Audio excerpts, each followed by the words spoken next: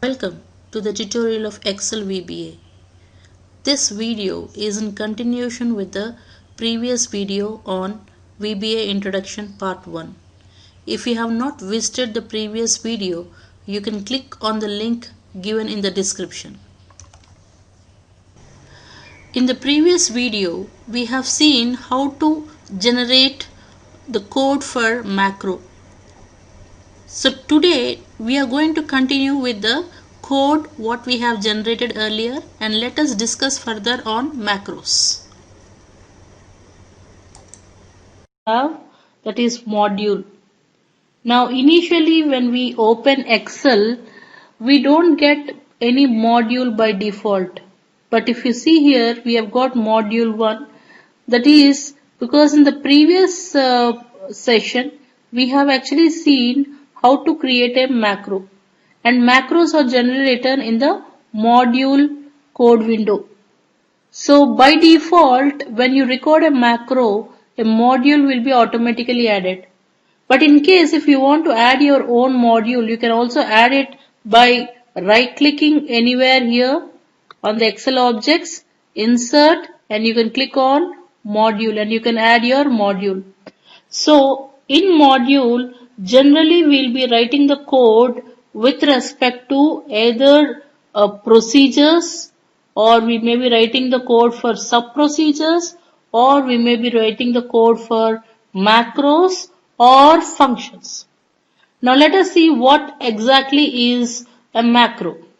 Now as we have already recorded a macro earlier, you can see here when you are recording a macro, this code is auto generated. Now if you just look at this, by default it is taking the keyword as sub followed by whatever macro name we have given, followed by open and close parenthesis. Or we can create our own macro by going to the insert tab and then click on procedure. Under procedure, if you just type, let us say example 2. Now we have to select sub for a macro, and if you click on OK, then automatically a macro will be created. But if you just look at this, you have the scope also specified in this particular dialog box. So public is something where if I write this particular macro and if you specify it along with the scope public, which means that this code will be available throughout your Excel application in all the sheets and all the modules.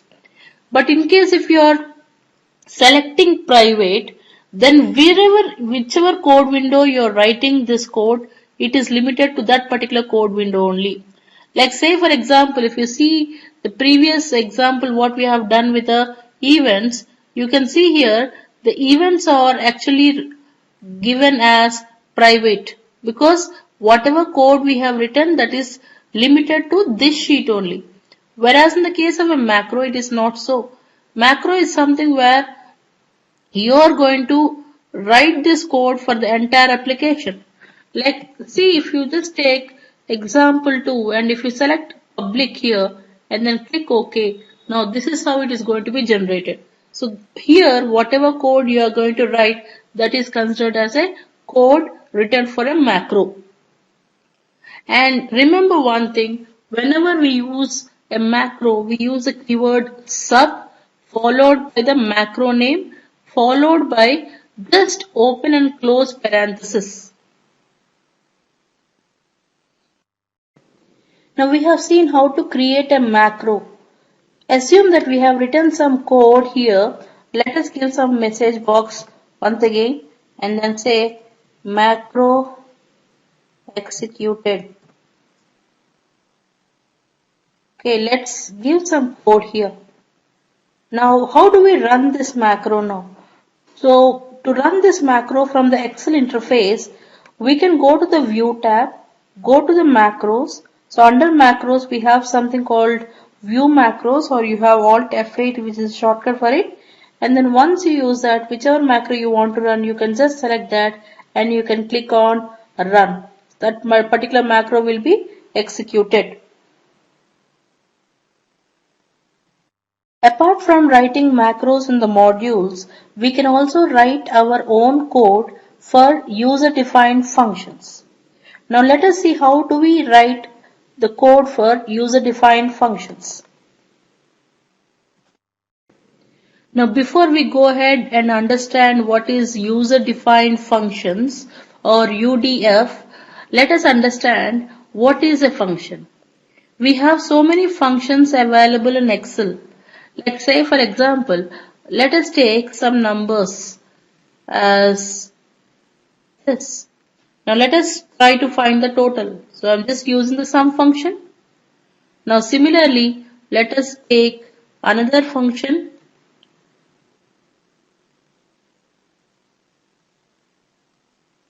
Now use SUMIF. So I'm just selecting this, followed by within double quotes greater than 50. Close the quotes, close the brackets. Now if you just see here, it is going to find the total of only those numbers which are greater than 50. Now you can see here the total of this is 231. Now what do you understand by both the functions? Now if you just look at this, we have taken the range of numbers.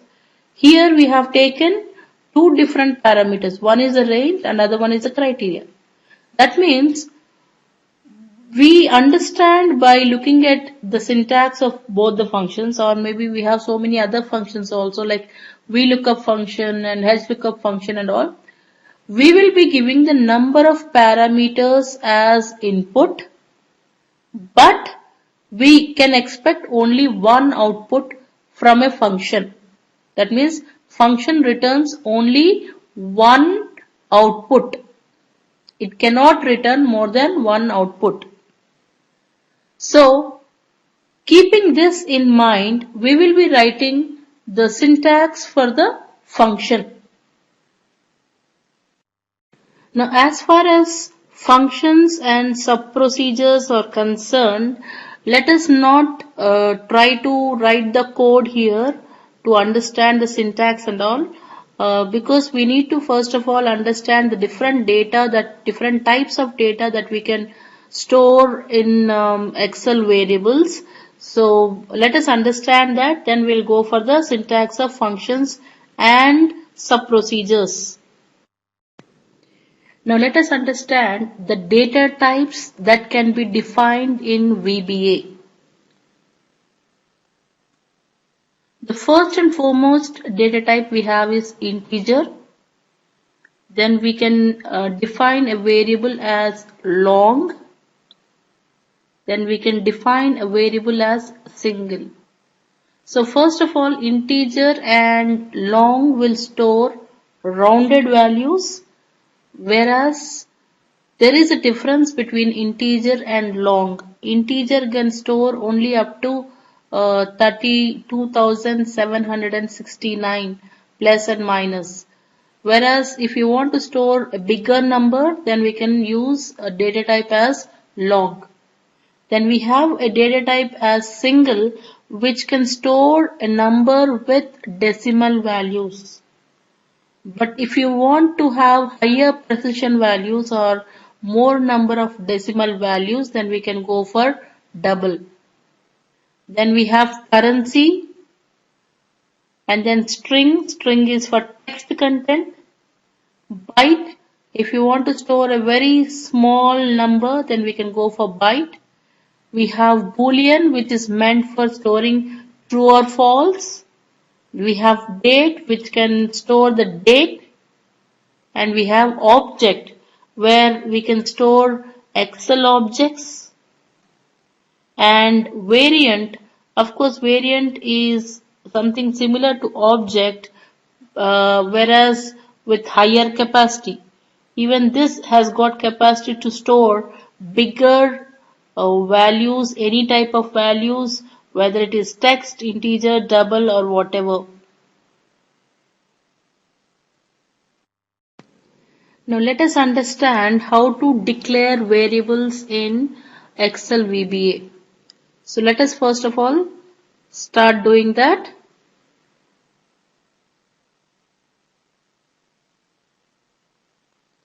So if you want to declare any variable, you can make use of the keyword dim or public, then followed by a variable. You can give any variable. A variable is something like we have a square plus b square plus 2ab. It's something like that. So a variable which can store some value. Now what is that value we want to store? You can just specify that. You can see here dim a as, if you want to store it as an integer, you can make use of integer. Or if you want to store long, you can store long value. You can store any type of data. Like say you want to store double, you can store double. So let me first of all declare it as integer. Now this is called as variable declaration. This is variable declaration. Now once you declare a variable, where is it we are going to use it? Now before we start using it, let us see how to use this variable and where to use this variable. So the variables once declared can be used in events, it can be used in macros, it can be used in functions. Wherever we want, we can use it. So let us say we will create one function. So I'm just selecting insert procedure. Let us say some function I am creating. Say my function name is example function.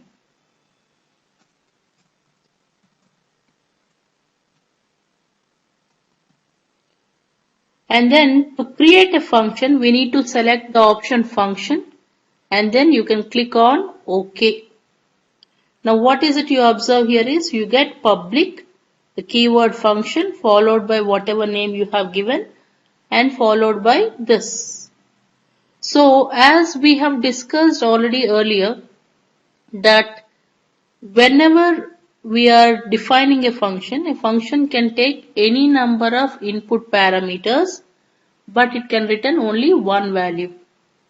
Now, as you have seen many functions in Excel, some functions may be returning a number, some functions may be returning true or false, like AND or OR operator returns true or false. And some functions may be returning text, like upper, lower, something of that sort. So we need to specify what should be the input parameter and what should be the output parameters. Let us write a function wherein we want to add two numbers. So if you want to create a function to add two numbers, how do we write that? Let us see. Let us say my variable name is I as integer, comma, j as integer. Now, just understand one very important point here. The variable what we have declared is not same as what variable we are using here. Now these variables what we have here I and j, they are called as input parameters. And let us say this function what we are writing is to add two numbers. So let us say what is it we are going to get after adding two numbers. Let us say we are expecting an integer. So you can say as integer. Now what happens here? Let us understand that. So when we are writing a function, these two are considered as input parameters and this is expected output. The type of data that is expected is integer. Now if you want to return the value, since we have already declared a variable here, I'll just take a is equal to I plus j and then let us say the function name what we have is example function, whatever may be the function name is equal to a. Now let us understand what happens here. Now this is a function name which takes two input parameters. After doing some calculation, it returns integer. Now we have already declared a variable a which is of type integer. So what we are doing is whatever I and j is there, after adding these two, the total we are storing it in a, and that a we want to return it to the Excel interface. Now let us see how do we work, how do we use this. Now let us go to the front end. Let us take some numbers. You can go to the function, insert function, select user defined. Earlier we were not getting this, but since we have created our own function, we got user defined. An example one function, click OK. Now I'm just selecting the first number and then the second number. So click on OK. Now what we get here is the number. Now let us say I change this number. Let us see how this function is getting executed. So to understand that, let us have a breakpoint beside this public function. So when you want to add a breakpoint, just click here. It will automatically add a toggle point which is in brown color. And then go back to your Excel interface, run the function once again. Automatically it will be highlighted in yellow color. Now if you just look at this, the value of I is 1000 and the value of j is 3000. Now what are these values are? The values what we have given as input here. Now once these values are assigned to I and j, we will press F8. Now if you press F8, it will come down and whatever is the calculated value that is getting stored in A, and that output which is calculated is sent back to the interface.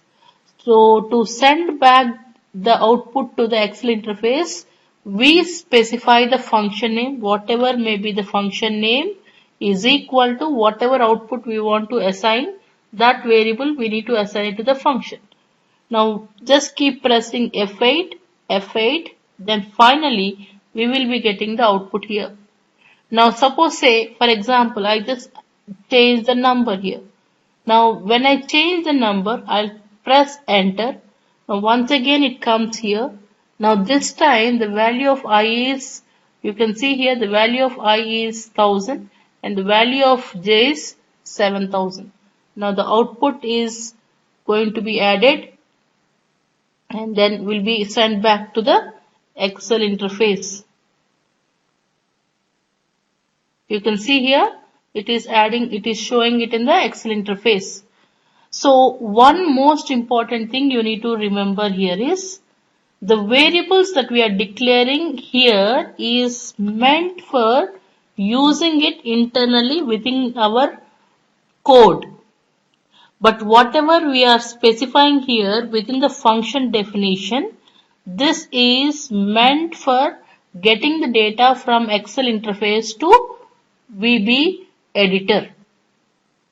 So here using I as integer is not same as declaring dim a as integer.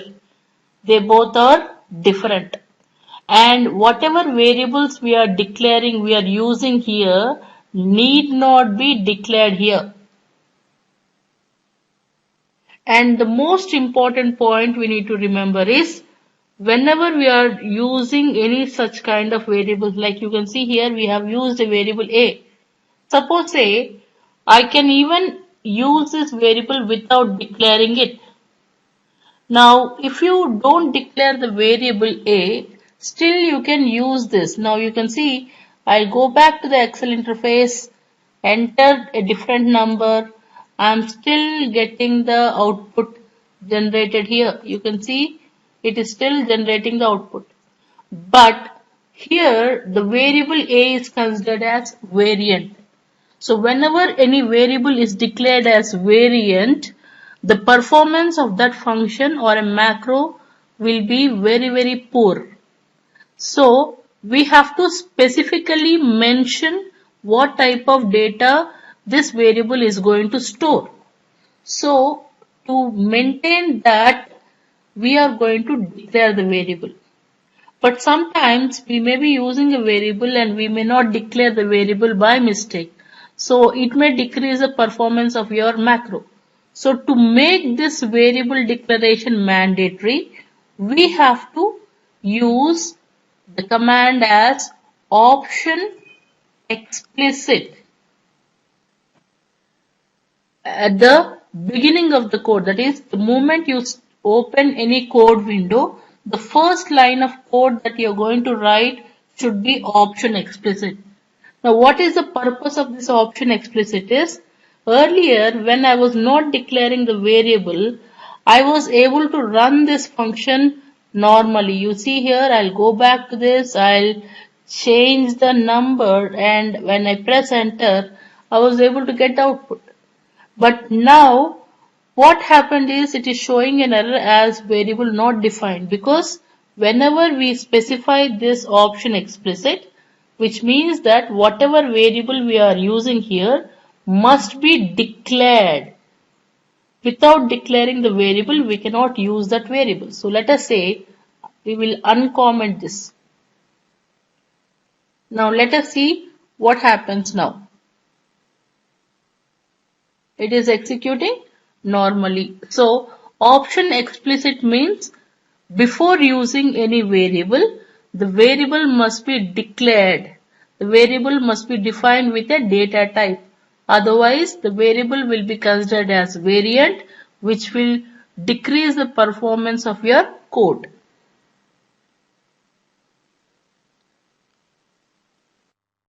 A variable can be declared as a global variable. You can see here, when I am declaring it as a global variable, I can use this variable here in example 1 as well as in example 2. You can see the same variable we are using in two different cases. Now let us run this program and then try to get the output with respect to both the functions. Let us say I am taking this example 1, my first value, then the second value. This is the first case. And in the second case, once again, I'll just go to this example 2. Okay, my first value and my second value. Now in both the cases, it is working. That means the variable what we have declared is considered as a global variable. But let us say if I am declaring this variable within any one of the functions. Let us say I am declaring it here. Now let's go back to this again and try to run the same function again. Now you can see here variable not defined. Why is it we are getting it as not defined is because this is a local variable. That means the scope of this variable is only within this function. But once it comes to this function, there is no declaration for A in this particular function. So it is showing an error. Because we have declared it as option explicit, every variable that is being used in the code should be declared first. And this variable is not considered as declared variable. So because of which we are getting an error here.